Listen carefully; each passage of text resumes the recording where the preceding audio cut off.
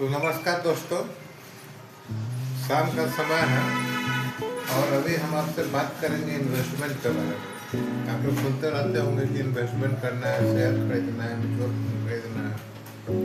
साथ में ये भी चिंता रहती है कि जिनके घर में बेटियां हैं तो सोना खरीदना है जेवरात के लिए, ये वो बहुत तरह का। ठीक है, सोना और चांदी का बात करेंगे, कैसे खरीदना अच्छा है। देखिए, आप अगर सोना और चांदी जाकर बाजार से खरीदते हैं ज्वेलरी के रूप में और आप उसको लॉकर में रखते हैं तो लॉकर का खर्चा प्लस वो उसका गारंटी नहीं है कि जितना जो खरीदे हैं बेचने पर उतना ही मूल्य मिलेगा या नहीं, सही है या नकली, ये सभी चीज़ उस समय आपको पता नहीं चलता। ठीक है, एक ये है फिजिकल फॉर्म है, दूसरा है डिजिटल गोल्ड है। कुछ एप्लीकेशन और कुछ कंपनी ऐसा है जिससे आप डिजिटल गोल्ड खरीदते हैं, चाहे तो उसको आप फिजिकल भी मंगा सकते हैं। ऐसा भी नियम है कि 2 साल में आपको मंगा लेना पड़ेगा फिजिकल। जो आप डिजिटल खरीदवाए हैं किसी कंपनी के थ्रू, उसको आपको मंगवा लेना है। ठीक है, तीसरा है एक गोल्ड बॉन्ड होता है। समय समय पर सरकार सोना खरीदती है। सोना क्यों खरीदती है? अलग अलग मेटल में खरीदती है, उसका कारण है सोना खरीदने के लिए सरकार लोगों से भी पैसा लेती है और जितना पैसा लेती है उसमें नियम कानून के अनुसार बॉन्ड लोगों को देती है और बताती है कि इतने दिन के बाद इस बॉन्ड का अगेंस्ट में इतना पैसा देंगे, साथ में हम लोग ईयरली 2% 2.5% जो है इंटरेस्ट मिल रहे हैं। ठीक है, आजकल ये बंद है और ये स्कीम आता है, वो डेट रहता है, डेट उसका बंद हो जाता है। तीसरा, चौथा, पांचवा जो कहिए, एक और तरीका है ETF। ETF क्या होता है? एक्सचेंज ट्रेडेड फंड होता है। एक्सचेंज ट्रेडेड फंड मतलब जैसे शेयर मार्केट में आप कोई शेयर खरीदते हैं और देखते हैं कि उसका दाम ऊपर नीचे डेली होता है, वैसे ही सोना चांदी कॉपर का भी दाम ऊपर नीचे होता है। तो आप उसमें कैसे पार्टिसिपेट करेंगे? डायरेक्ट तो आप उसमें ले नहीं सकते हैं, ऐसा कुछ है नहीं कि गोल्ड करके लिखा हुआ गया। इसमें क्या करता है कि अलग अलग कंपनी है, जैसे ICICI है, UTI है, बहुत सारा है जो कि बिजनेस करती है। ये सभी चीज़ में सोना चांदी बिजनेस करती है और सोना वगैरह को खरीद के रखती है और दाम अधिक होता होगा तो बेचता होगा, ऐसा चलता है। तो एक कंपनी अलग अलग जगह से फिजिकल सोना खरीदती है, प्लस वो कंपनी जो सोना खरीदने वाली कंपनी है उसमें भी पार्टिसिपेट करता है। 4 ऐसा कंपनी को वो अपना एश्योरेंस दे देगा या उसके साथ पार्टिसिपेट कर लेगा जो कि सोना खरीदती है। और गवर्नमेंट के रूल्स के अनुसार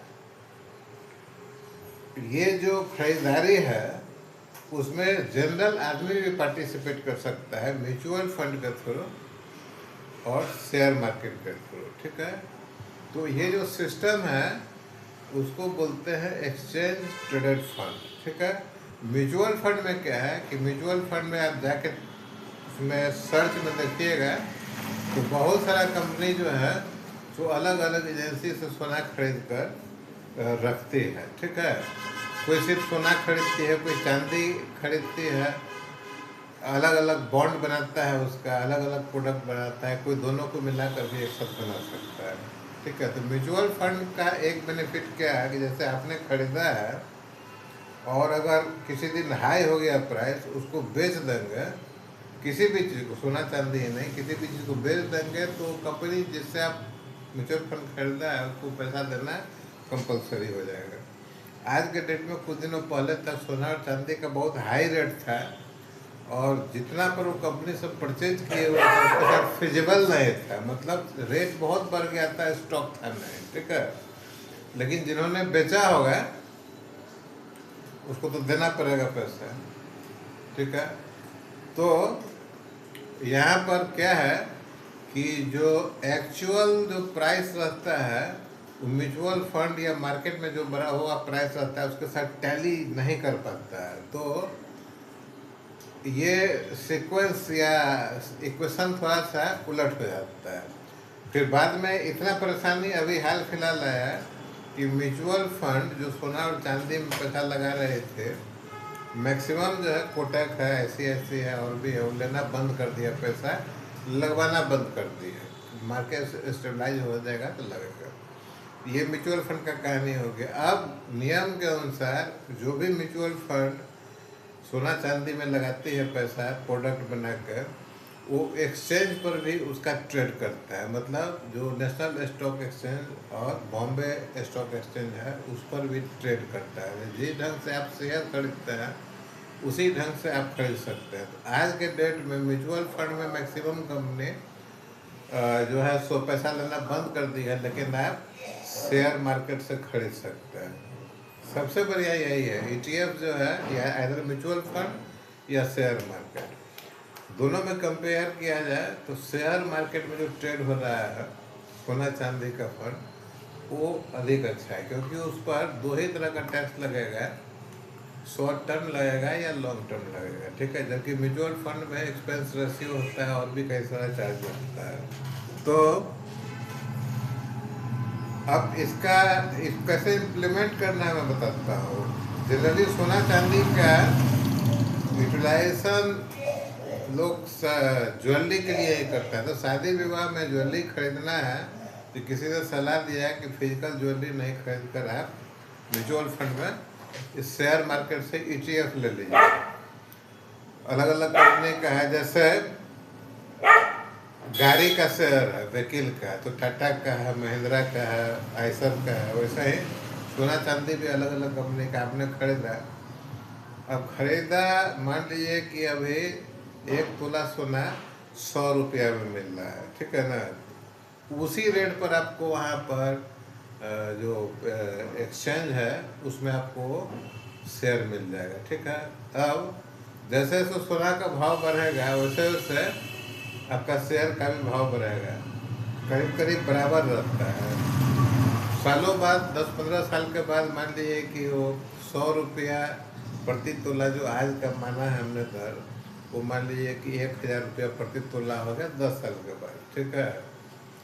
तो उस समय आप देखेंगे कि आपके पास जो शेयर में जो भाव रहता है फिजिकल मार्केट में, अगर 1000 रुपया 1 तोला का चल रहा है, तो आपके पास जो रहेगा इसमें शेयर मार्केट में जो रहेगा वो 1000 से हो सकता है थोड़ा सा कम रहे। मतलब हो सकता है कि 980 रुपया रहे, 950 रुपया रहे, ठीक है। मोटा मोटी जब आपको खरीदना हो सोना, जब सोचते हैं कि सोना खरीदना है, तो उस समय उसको बेचकर और उससे फिजिकल सोना आप खरीद कर काम कर सकते हैं, ठीक है। तो ये ढंग से, लेकिन शेयर मार्केट से खरीदना है तो आपको डीमेट अकाउंट खोलना पड़ेगा या किसी एजेंसी जो ऑथराइज एजेंसी है उसके थ्रू शेयर लेना पड़ेगा, ठीक है। लेकिन डीमेट अकाउंट आपको खोलना पड़ेगा, तो एजेंसी वाला ही खुलवाएगा आपको।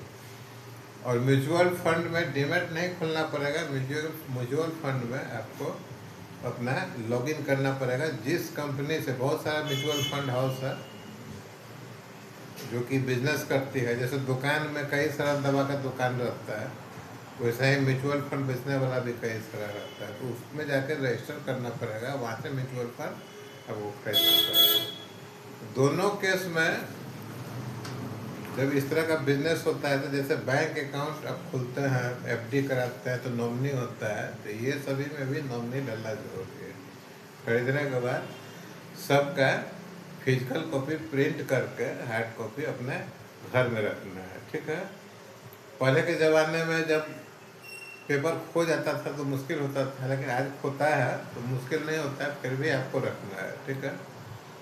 म्यूचुअल फंड और दोनों में, शेयर मार्केट दोनों में नॉमिनी होना बहुत ही जरूरी है। नॉमिनी जिसको आप बनाते हैं उसका फ़ोन नंबर, उसका आधार कार्ड सभी चीज़ डाल के आपको रखना है, ताकि इनकेस किसी कारण से अगर आपका डेथ हो गया, ठीक है, तो वो जो अमाउंट है या जो चीज़ है आपके नॉमिनी को मिल जाएगा। कुछ कार्रवाई होता है उसके बाद मिल जाएगा। तो ये आपका हो गया ये कहानी। अब ये सभी चीज़ का ठीक है ना, रिस्क हर चीज़ में रहता है। तो सबसे अच्छा जो इन्वेस्टमेंट है, ठीक है, सबसे अच्छा इन्वेस्टमेंट आपका किसी भी तरह का इन्वेस्टमेंट इन्वेस्टमेंट है, सबसे अच्छा इन्वेस्टमेंट एजुकेशन में होता है। आपके बच्चे अच्छा से पढ़ाई लिखाई करें और पढ़ाई लिखाई करने के बाद भी अपने रुचि के अनुसार किसी भी तकनीकी कौशल में वो ट्रेनिंग ले, दक्षता ले। खाली पढ़ने से नहीं होता है, आपको काम करना भी आना चाहिए, ठीक है। पढ़ने से ये गारंटी नहीं है कि आप पैसा कमा लेंगे। आप पैसा कमाने के लिए आप अलग अलग उपाय है, अलग अलग ट्रेनिंग है, उसको आप कर सकते हैं। अभी कैसे पहचाने ये सभी चीज़ कि आपका बच्चा का लाइन क्या हो सकता है, कैसे हो सकता है। तो देखिए, पाँचवा छठा तक जब आप अपने बच्चा को ज़बरदस्ती बोलते हैं कि चलो खेलना बंद करो, पढ़ाई करो, बहुत बोलना पड़ता है, कभी कभी पनिशमेंट भी देना पड़ता है। 10th में भी थोड़ा बहुत बोलना पड़ता है कि भाई पढ़ाई करो। बिना कहे पढ़ रहा है तो बहुत बड़ी बात है, अच्छी बात भी है। पढ़ाई कर रहा है 10th क्लास का अगर बच्चा, तो ठीक है, और थोड़ा बहुत कहना पड़े। लेकिन 11th में जाने के बाद अगर आपको अपने बच्चों को बोलना पड़ रहा है कि पढ़ाई करो, पढ़ाई करो, पढ़ाई करो, और आप देख रहे हैं वो पढ़ नहीं रहा है, कोशिश कर रहा है लेकिन हो नहीं रहा है, या बिल्कुल पढ़ नहीं रहा है, घूम रहा है, बाजार में जा रहा है, किसी दूसरे चीज़ में इन्वॉल्व हो रहा है, मीन्स उसका इंटरेस्ट नहीं है, तो उस तरह के बच्चे को आगे पढ़ाना बहुत मुश्किल है, ठीक है।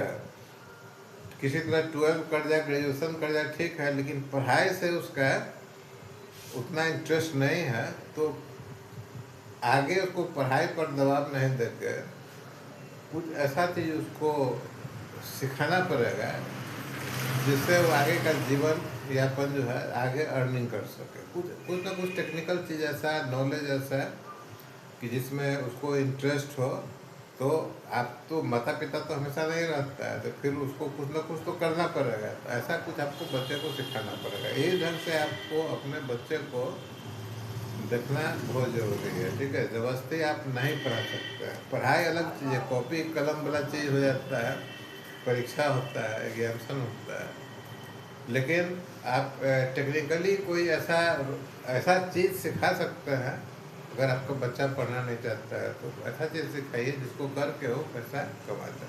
पढ़ने में अच्छा है तो फिर दिक्कत है ही नहीं, कुछ ना कुछ कर ही लेगा, अपना व्यवसाय कर सकता है, अच्छा जॉब कर सकता है, प्राइवेट या सरकारी। तो उम्मीद है कि बहुत सारा चीज़ आप सीख गए होंगे और समझ गए होंगे, ठीक है। तो ये थोड़ा सा हमारा लीक से हटकर था, लेकिन जरूरी था। विचार आया तो सोचे कि आपके साथ शेयर करें, और उम्मीद है कि आप समझे होंगे। तो वीडियो, इस तरह के वीडियो को शेयर जरूर कीजिए अपने दोस्तों में, खास करके कैसे क्या करना है। और अधिक जानकारी लेके आप हमसे बात भी कर सकते हैं। टेक्निकल नॉलेज में ट्रेनिंग लेना है, टेक्निकल चीज़ में हमारा वेबसाइट जो है technodigital.co.in, उसके ऊपर आप लॉगिन कर सकते हैं, हमसे बात कर सकते हैं। कैरियर काउंसलिंग के लिए सुजीत कैरियर काउंसलिंग में जाकर ढूंढिए और हमसे बात कीजिए। हो सकता है कि हमसे बात करने के बाद आपके पास कुछ आइडिया है और आप अपने बच्चों को, अपने धन को सही डायरेक्शन दे सकें।